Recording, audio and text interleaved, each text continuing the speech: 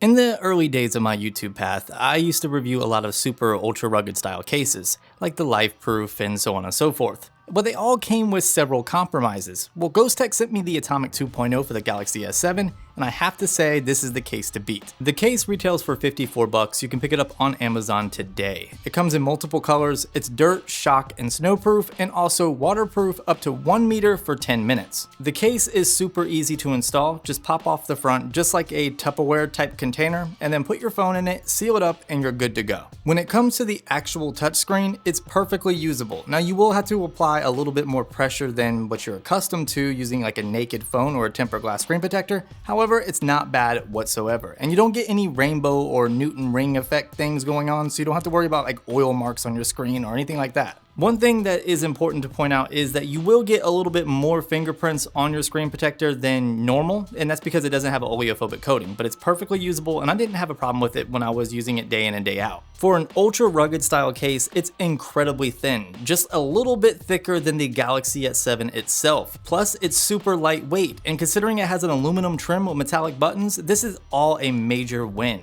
and it doesn't interfere with the antennas whatsoever. The fingerprint sensor still works great with the use of this case, so you don't have to worry about it interfering with your lock screen security or anything like that.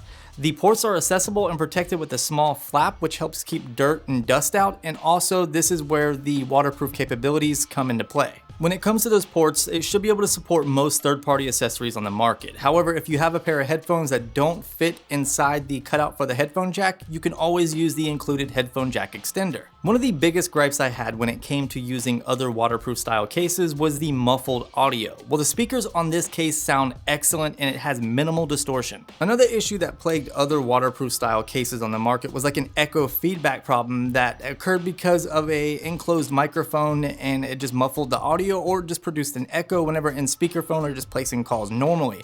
Well, I have to say that problem does not exist in this particular case, at least not that I experienced. Also, camera quality remains the same with no flash feedback. So in reality, there's really no compromises when it comes to using this case other than a slight increase in thickness, which I'll take any day for protection. So how well does this case protect the Galaxy S7? Well, check it out.